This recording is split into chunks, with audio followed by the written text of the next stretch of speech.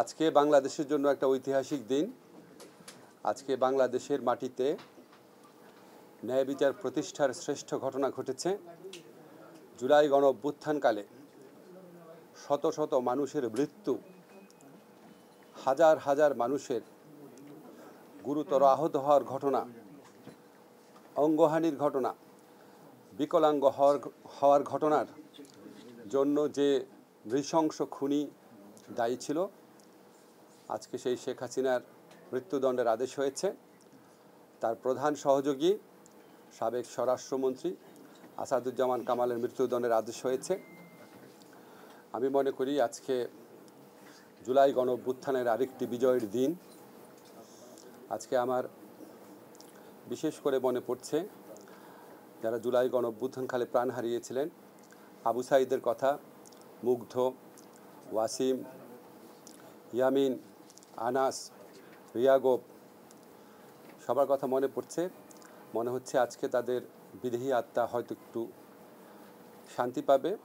আজকে তাদের শোক সন্তস্ত পরিবারের কথা মনে পড়ছে।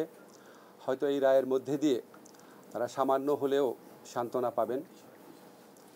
ব্যক্তিগতভাবে আমি এই রায়ে সন্তুষ্ট, কিন্তু আমি বিস্মিত না। আর শেখ হাসিনা এবং তার সহযোগীদের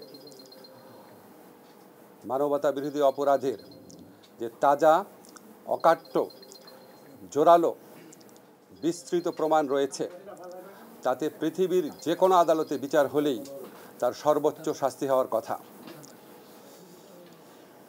আমি আজকে আরেকটা কথা বলতে চাই, সেটা হচ্ছে আমরা শেখ হাসিনারকে দেশে প্রত্যর্পণের জন্য, এক্সট্রাডিশনের জন্য ভারতের কাছে আবার চিঠি লিখব। ভারত যদি এই গণহত্যাকারীকে আশ্রয় দেওয়া অব্যাহত রাখে, তাহলে ভারতকে বুঝতে হবে এটা বাংলাদেশ এবং বাংলাদেশের মানুষের বিরুদ্ধে একটা শত্রুতা, একটা অত্যন্ত নিন্দনীয় আচরণ। আজকে একটা বিচার হয়েছে, ইনশাআল্লাহ আমরা যতদিন আছি বিচার কার্য পূর্ণ বেগে চলবে। আমি এই বিচারের জন্য বিচার সংশ্লিষ্ট যারা আছেন, বিশেষ করে আমাদের চিফ প্রসিকিউটর তাজুল, তার সহযোগীদের আন্তরিক অভিনন্দন জানাচ্ছি।